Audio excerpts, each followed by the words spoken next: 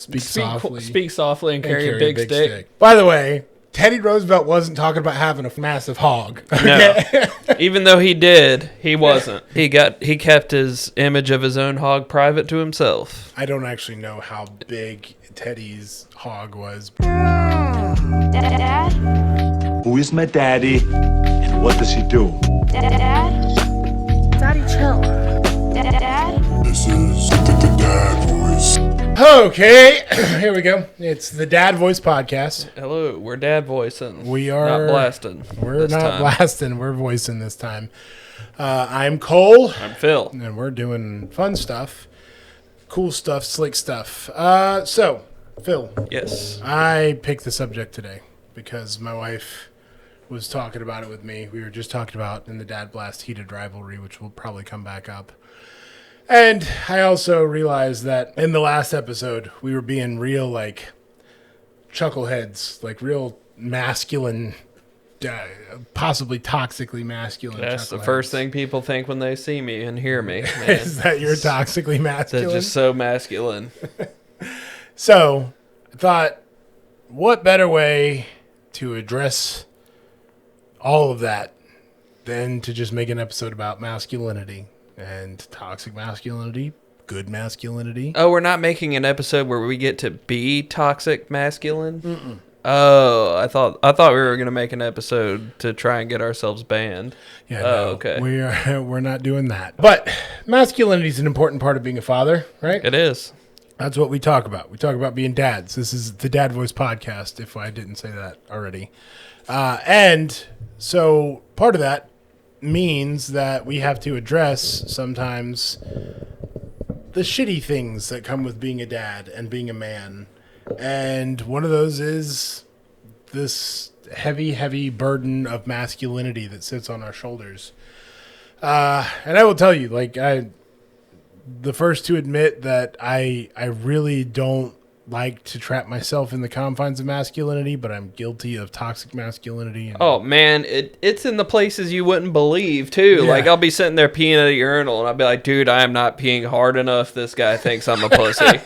This guy thinks my cock is small. It's just stuff like that where you're like, dude, it's infected my mind. And it's then I'll find myself at a urinal and be like, dude, this dude's stream sounds like a fucking bitch stream. Like he's got a tiny cock. Wow, what do you drink? Evian water? I know one of the things that made me think about it in the last episode, I think it was the Dad Blast that would have released today, the day that we're recording. So would have been, by the time this comes out, a couple weeks ago. But we were kind of yucking it up, and I was like talking about how I'd beat the shit out of somebody, and I was like, yeah, but like that, it's fun to talk tough. It's fun to talk real big, you know, and be like, oh, weak man. Especially like I brag about. It's easy to do too. It is. It's easy to posture quickly when you can just talk tough. Sorry, you don't have to face immediate consequences. I'm so congested. I apologize for any dad sounds, throat clearing. You're leaking, snorting. But yeah, no, that is, it's so easy to fall into those things because like, I love the image of masculinity. You know, I mean, we were just talking about it. I like to go to the gym. I'm really into the gym right now and I want to get bigger. And every time I look at myself in the mirror, I'm like, I'm not big enough. And like, gotta go watch heated rivalries with my wife. That's right. I'm going to watch heated rivalries. That'll really get me going. Yeah. But I'm a big man, right? I talk about it all the time. 6'6". If you're new here, I'm 6'6". I'm 300 pounds, north of 300 pounds. I'm a very big person. And so my entire life, I've been looked at from most people through the lens of like, oh, that's a big man. Like that's a man's man. I'm also, you know, like covered in tattoos. That definitely lends to that image. But in reality, like, not everything I do is, like, super masculine centered. And I don't actually like when I fall into those bad habits. Like, when I get all, like, geeked up, I'm like, yeah, I just want to beat the shit out of somebody. That's not really me. But I know. My wife has told me that it's not attractive when I do stuff like that. Yeah, I'm like, yeah. I'm going to beat the shit out of that guy. It's funny. It's crazy. I was like, okay. Because my wife... I have a very limited understanding of life, so thank you. Right. I thought it was just like, me, strong caveman guy, defeat predator. And that's... woman-like. That's where that instinctual, like, peacocking... And I think that's the difference between the toxic and non-toxic part. It is. Because the toxic part is just me being like, yeah, I'm going to go kill that guy and I'm going to torture him and string him up and blah, blah, blah. And you're just showing an emotional response in the moment. Right. And running my mouth is something I'm great at doing. Like, I pop off at the mouth all the time. Dude, you turned it into a hobby. But, right. Exactly. But one of the things that... This is my running my mouth machine. I will say... This machine runs mouths. One day when we have a budget where we can just get custom shit, I'm gonna get arms that say mouth running machine on them. That's gonna be so sick. That'd be hard. That would go hard. That would go hard. But I also am the type of person where when I'm in altercations and shit, I'm actually typically the quietest person in the situation because I'm very much a stand back and assess the situation. Because no one can hear you from up there. That's a good one. But I also, like, I have no problem finishing something if it's started, but especially as I've gotten older and matured more. And then you just do that shit after where you're just like, it's handled. Yeah. Wiping blood off my hands. I'm like, it's handled. It's handled. And I feel like I'm James Bond, and I've also got broken ribs, and I'm wheezing. It's handled. But no, my wife and I actually like had a point in our relationship early on where I talk about it all the time. I come from the hardcore scene, and hardcore has a ton of toxic masculinity problems. One of which is the fact that there's a lot of fights at hardcore shows because moshing is a very aggressive release, and there's crowd killing involved, and people don't, believe it or not, people don't like being decked in the head even if it's for fun. So that's what I don't get about people who fight in mosh pits. I'm like, you know what we signed up for? Yeah. You didn't think I was going to be occupying this space beside you that like 55 other people are? Yeah. And that's the thing is, like, it's always the one dude who's they go into the mosh pit looking for a fight already, though. They do. Yeah. Every time. As a matter of fact, one of the most recent shows I went to, there was a guy, and, like, I have a name for myself because of what I was talking about, which I'm about to get back to, but there was a guy that was, like, posturing, and, like, he was mad because he was right on the outskirts of the pit, and he kept getting hit. But, like, the thing about it is, if you're standing right there on the lip of the pit, don't move. Like, if you don't like it, just fucking move. Like, that's logic. Yeah, and back up. Yeah, just get out of the fucking way. Shuffle backwards 3 paces. Exactly. Just walk out of the way, right? It's as simple as that. But when my wife and I first started dating, I was super toxic in every way, especially in that sense. And I was getting in fights all the fucking time. Like, somebody said I didn't like, dude, there was multiple occasions. He looks like he would watch Heated Rivalry. Hadn't come out yet. You'll get that joke in 15 years. Right. He just called you gay with a joke 15 years in the future. That man's thinking in that means you're really gay. But, I mean, there were several times where I'd, like, be performing and I'd throw a mic down and go get in a fight. It was stupid though. Like, that's not a brag. None of the stupid shit I say that I Someone used to should have do. been allowed to take the mic and start doing vocals, and if they were better than you, they should be allowed to be the new lead. That's how bands work in hardcore, actually. You change mid-set. Yeah. Like, this guy fucking sucks. Fight to replace the band. Yeah, there you go. Eventually, each member rotates out, and so that's how set changes happen. By the end of it, it's a totally different band. Yeah. And it's just the next one on the bill. There's just whoever gets out of the hospital that next week gets to come try and get up on stage again. But that would be a very toxic masculine thing to do. That would be. It'd be interesting to watch. Actually, I don't know. I feel like if all parties are consenting, might not be toxic masculine yeah, behavior. Like, I feel like it'd just be. it's competition. It's a sport. Fighting to see who can stay in the band. I feel like it'd be very primitive, but Yeah. maybe not toxically masculine. I Could don't make know. the best music It's of pretty, all time, though. It's You never pretty know. toxic. Yeah, maybe. Honestly, the way you could do that is just rotate members out without fighting, and then it would be fine. Yeah. But the fighting Basically, part- like hardcore jazz sessions.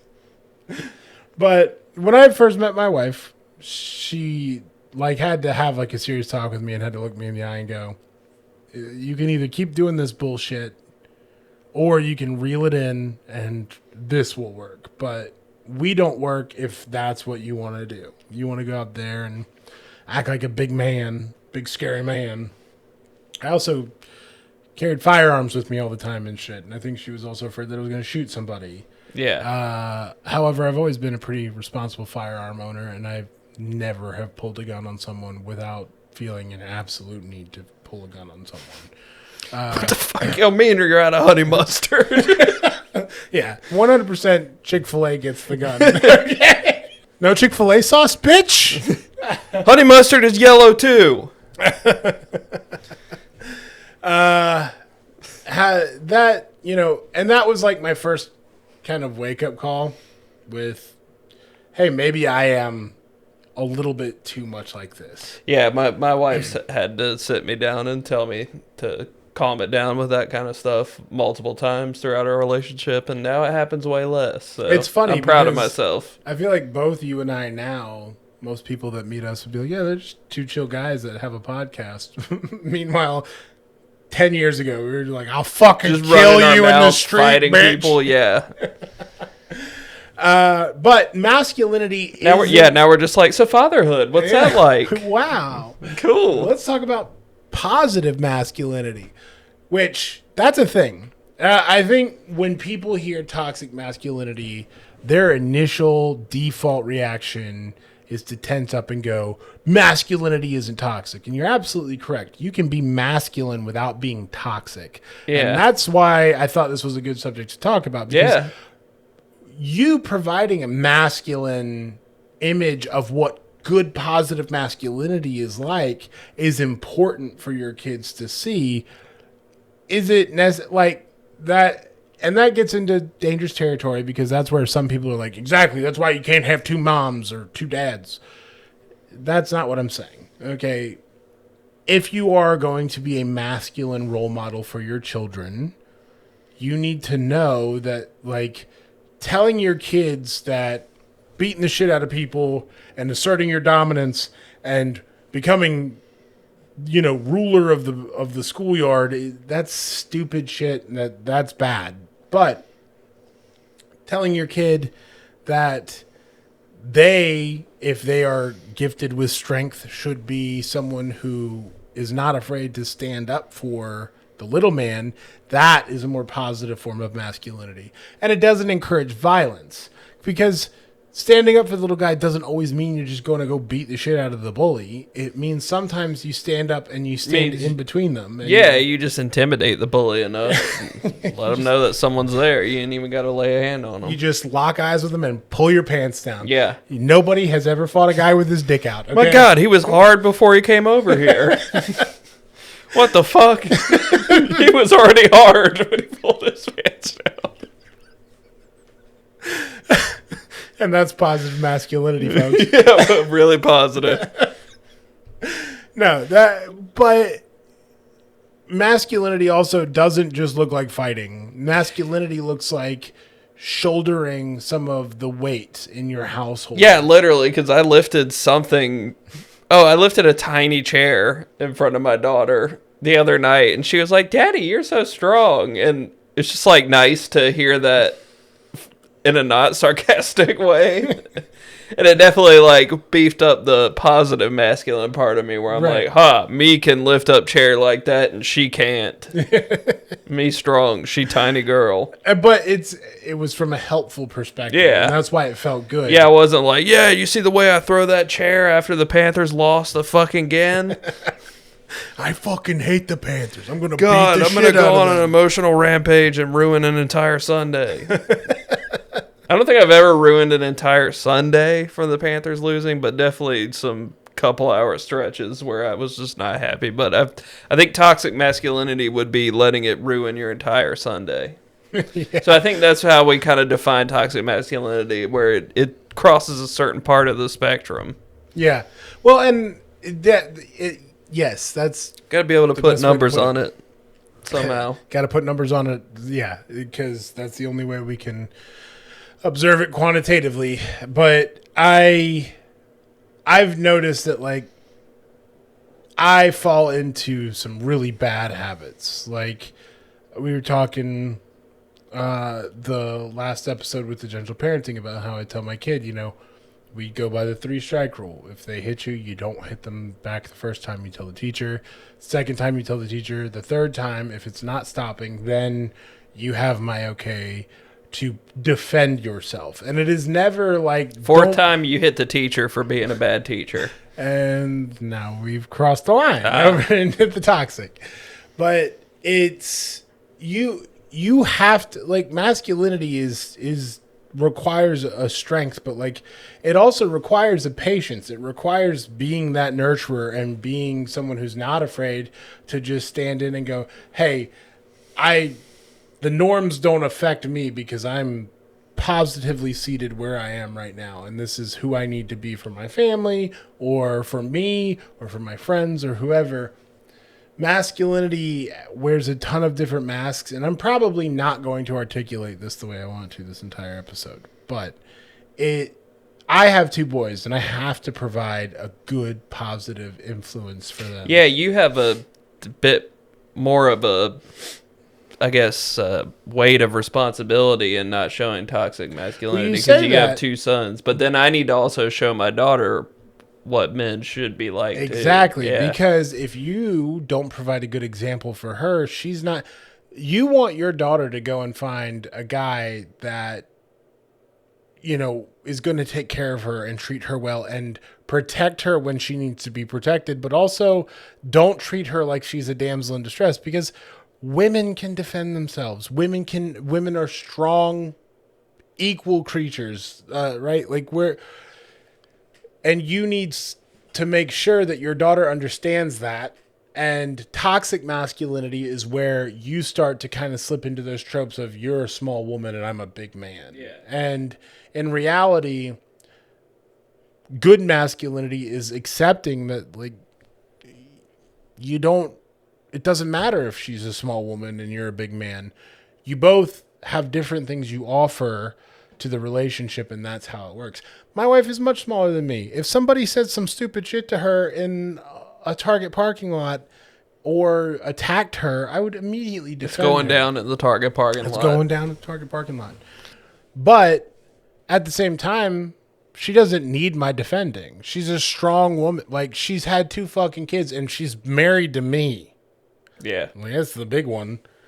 Like, that's a lot on her. And I run into these points where I'm like, okay, I see it. I can feel myself being that toxic asshole where I'm like, yeah, don't worry, honey, I got this.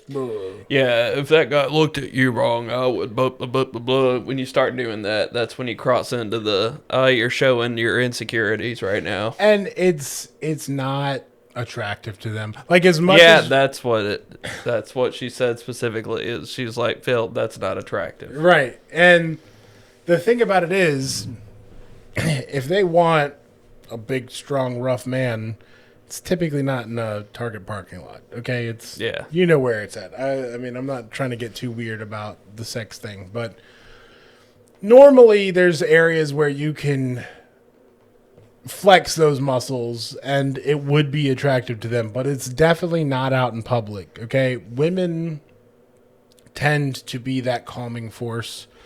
And this is, we can get into heated rivalry here in a second, because the next point I was going to make is, like, there are same-sex relationships, like it or not, whatever. And, dude, I've met some toxically masculine gay men.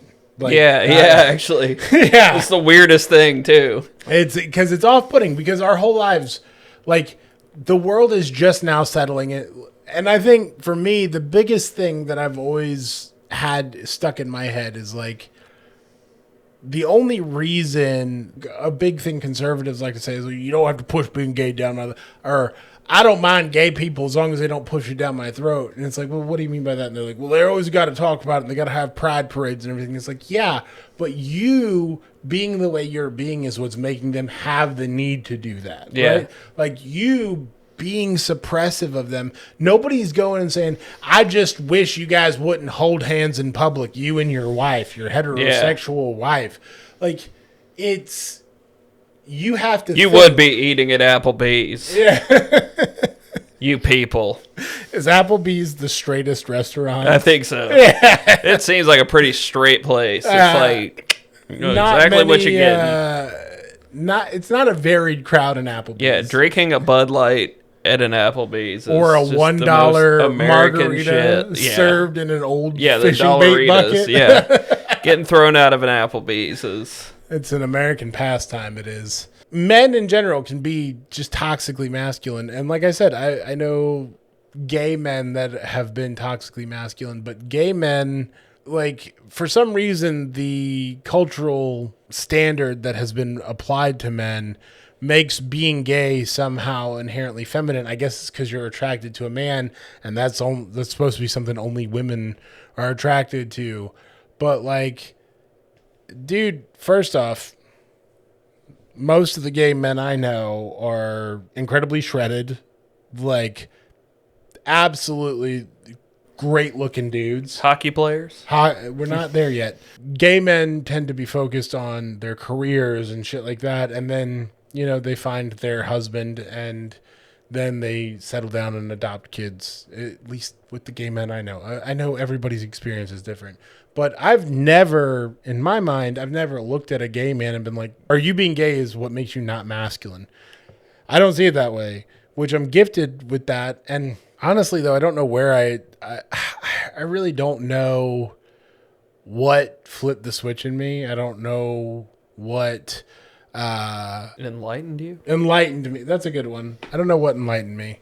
What awakened me. Just since I understood what being gay was, like, that was never a non-masculine thing to me.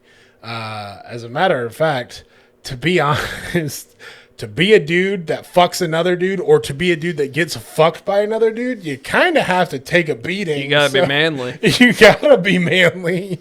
That's an old bit from somebody. I can't remember. I'm sure it sounds... Yeah, that can't be an original thought. Subconsciously, I had to pull that from somewhere. But I'm gonna find it eventually and send it to you because I remember that. Please send that to me. Now that because it's a good bit.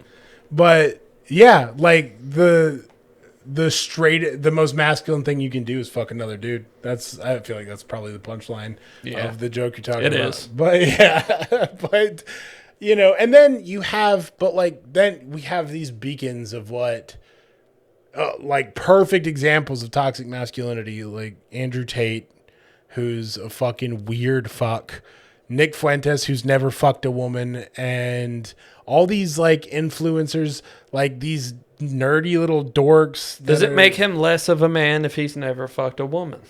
Is that a toxic masculine way to look at it? That is, yes. You called me on my bullshit. Gotcha. Got me.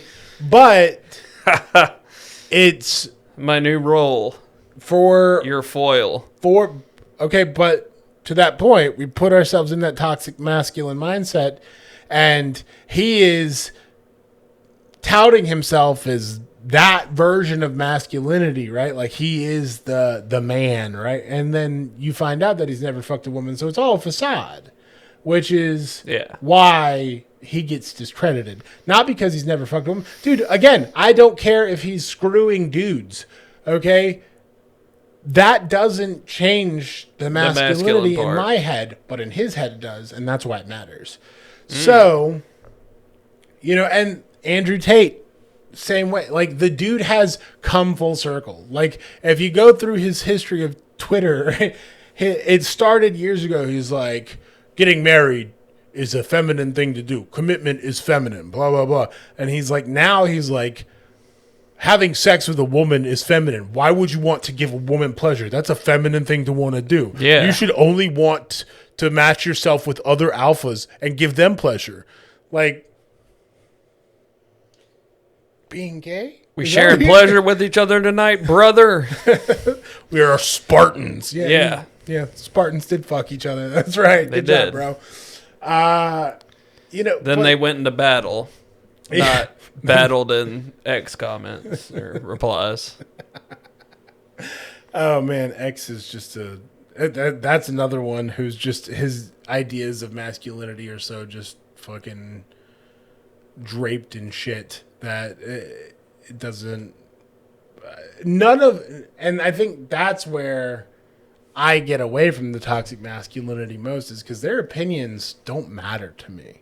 Like, I would, if I sat and I've had people online be like, you wouldn't say that to their face, and I'd be like, I 100% would. Not out of a masculinity thing, but because they mean so little to me, their stupid ass opinions mean so little to me, I would just clown them for an hour.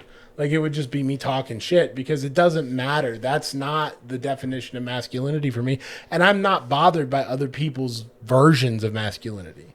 But it does matter when it comes to my kids and to my wife. And my kids especially, because I need my kids to look at me and realize, like, okay, being strong and being able to hurt someone are two different things. Being able to support someone when you're having a bad day might be a masculine trait, but, you know, forcing yourself to carry someone else's burden is toxically masculine. Yeah. You know, and like understanding the difference between those things is the reason that I have to worry about shit like that, because I need to make sure I'm teaching them the right lessons, not just lift weights, be strong, be athletic or whatever. Now go get him, Tiger. Which wouldn't make sense coming from me anyways, because I work with fucking computers, you know? Like, I'm a nerd.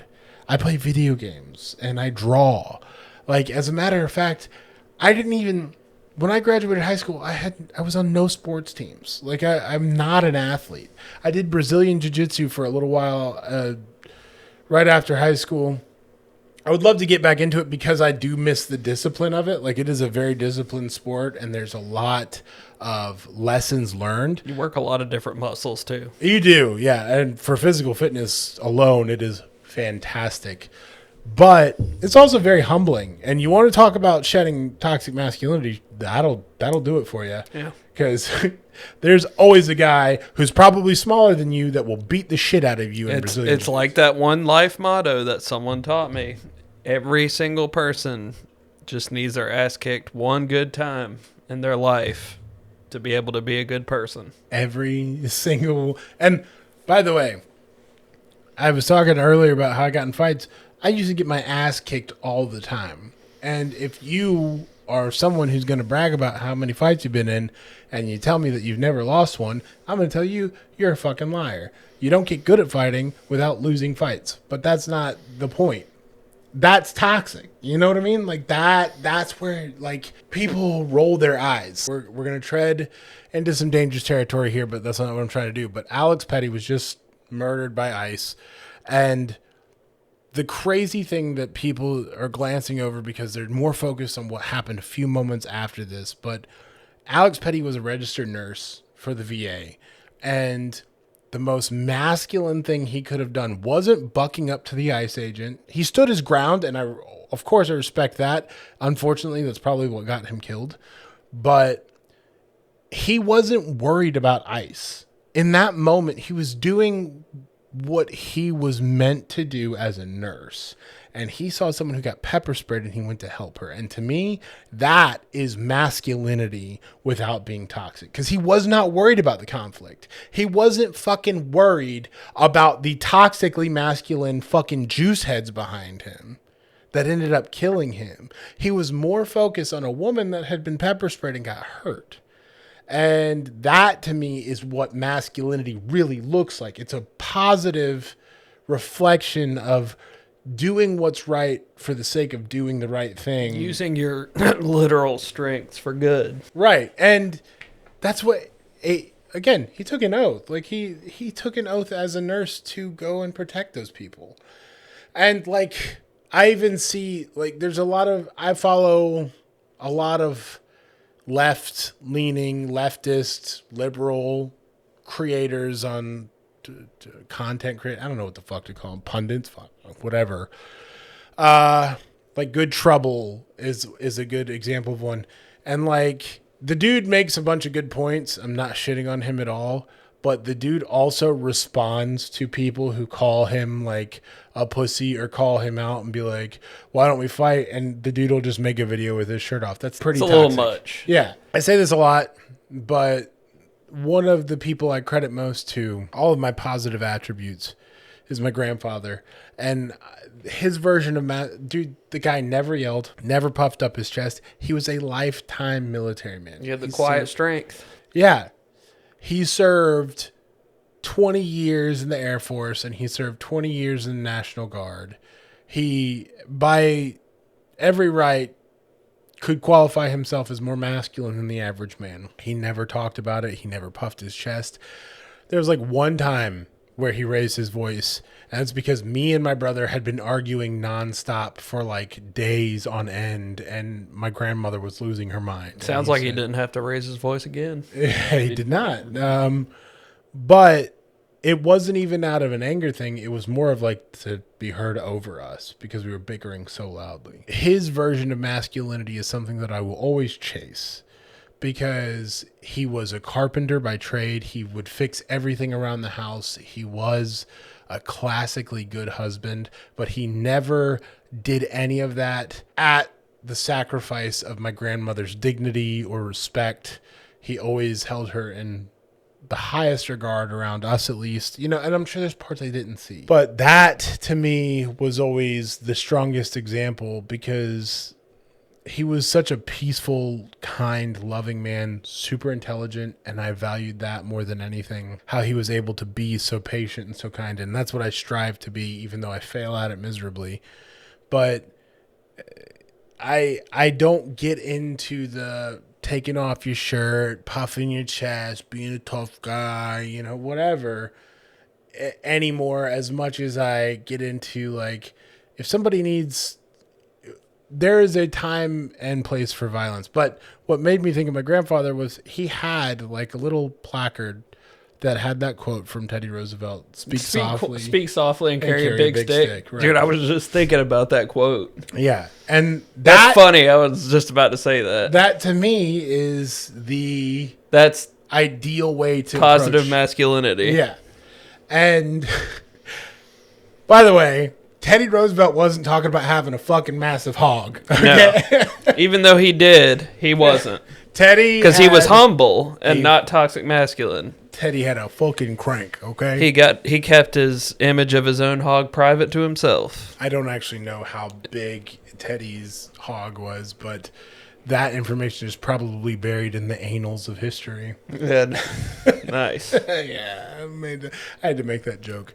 But speak softly and carry a big stick is, in my opinion, the best way to approach it is, just make sure that if you need that escalation, you can rise to the occasion. But like my instinct now as I've matured and gotten older and also realized that if I get in a fight, my back's going to hurt, my knees are going to hurt, my elbows. Yeah, you're like, oh, there's a risk of real danger now. Yeah. Oh, okay. But also... This could sideline me for weeks. Right. But also, part of maturing is like when there's a confrontation, you talk about it first. And I know in the episode about gentle parenting, I said, like, I've called out women for hitting their children in public. Of course I have. And I'm not backing down on that. But the way I framed it made me sound like I was like stern talking down to women. I get it. Moms have stressful lives. Like I understand that part, but you just can't hit your kid. And I have gotten frustrated. It was not a brag, what I was saying. It was me admitting a weakness because me snapping at someone isn't the right way to do that. Now, if I had thought that the child was in danger, I would definitely act to save a child. I think anybody would. Yeah. It's instinct. But it's also not my place to step in and intimidate a woman.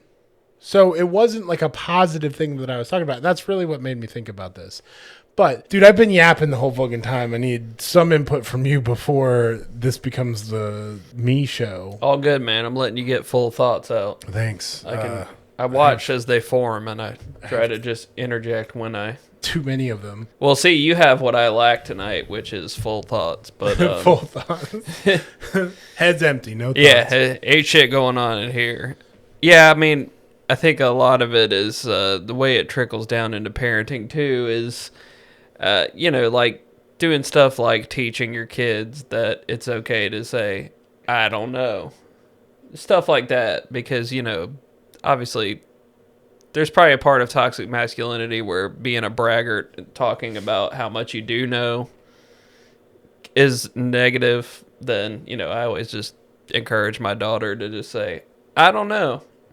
And I model that for her. And that's an important thing to do, is to be able to say. And that's actually a huge point to make. We can't start our children's life off right off the bat bullshitting them. Yeah, you can't make them think that you know everything either, though, because sometimes they're going to ask you for a question. And I reduce it to like 50% of the time. I'm bullshitting her. How about that? There we go. Because you got to do it impressive. some. I'm at 75. Still, Yeah, you got to do it some. I do tell my kids, or my oldest mostly, because the youngest, he doesn't really get it. I have to communicate with him on a more toddler level.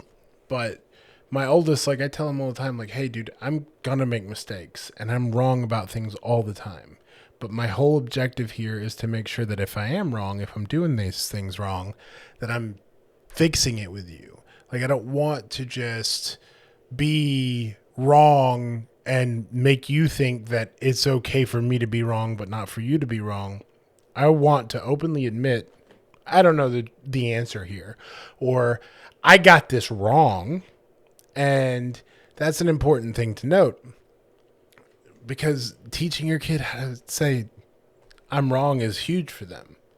Like, one of the reasons I got promoted into the position I'm in at work wasn't because I knew the most. Surprisingly, it was because I knew so little, but was willing to admit every time I was wrong and say, hey, I messed up. It's the only way you can get help. Like, it serves a function.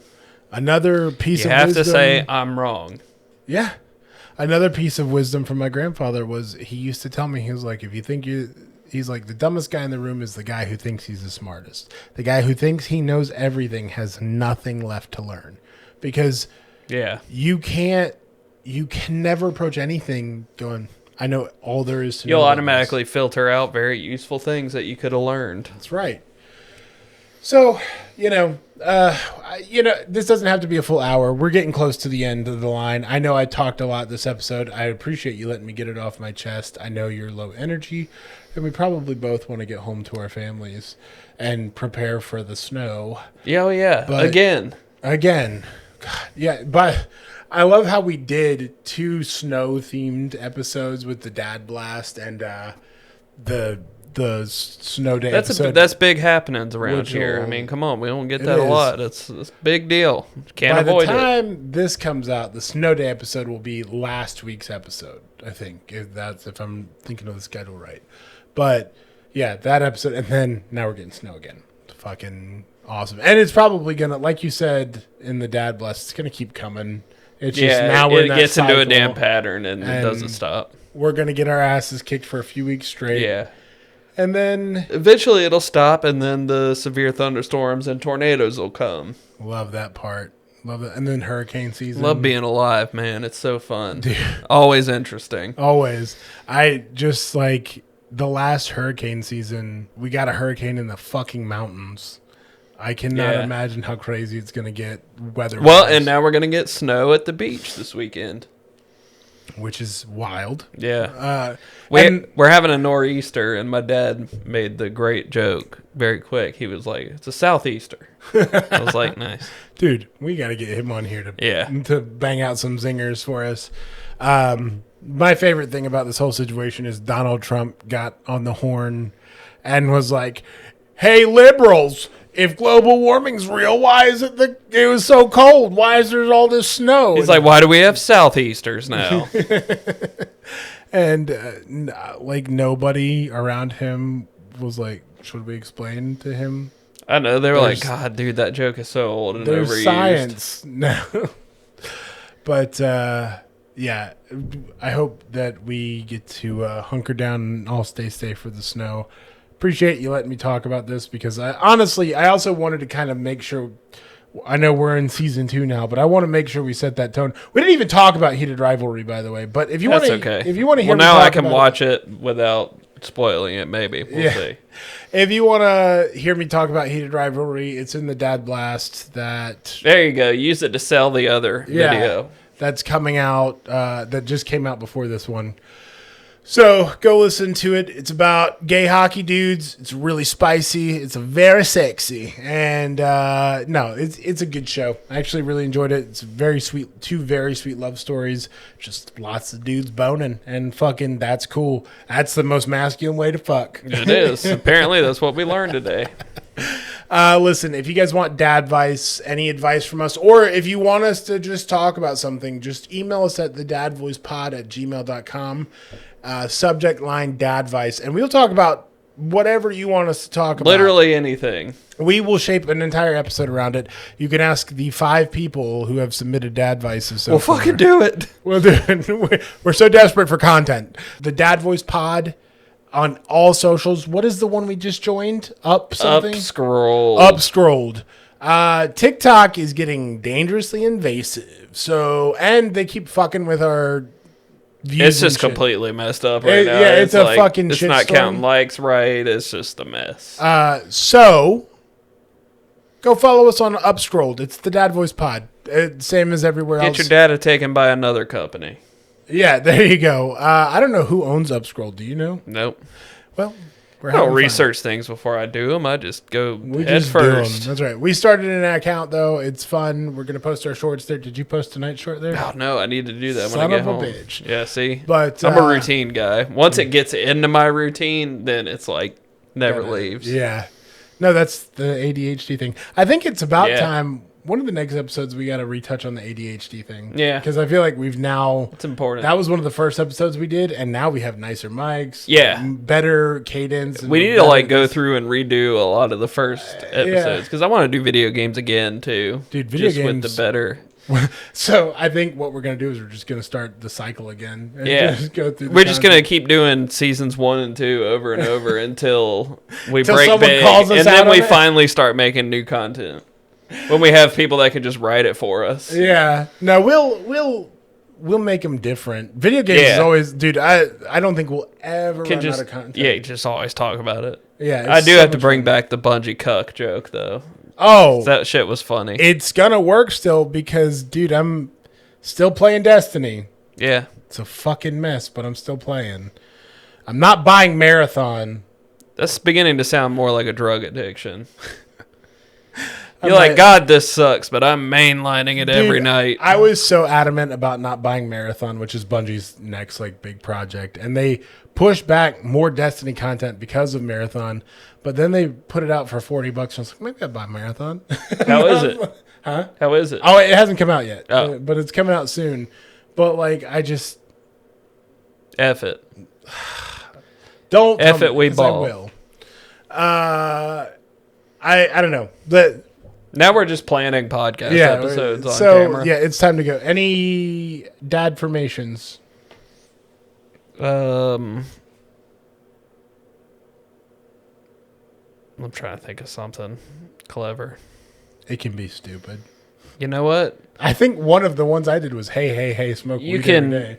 You can probably shouldn't be toxic masculine, but you can just be regular masculine. Or you right. can even be feminine. That's right. You can also just be toxic.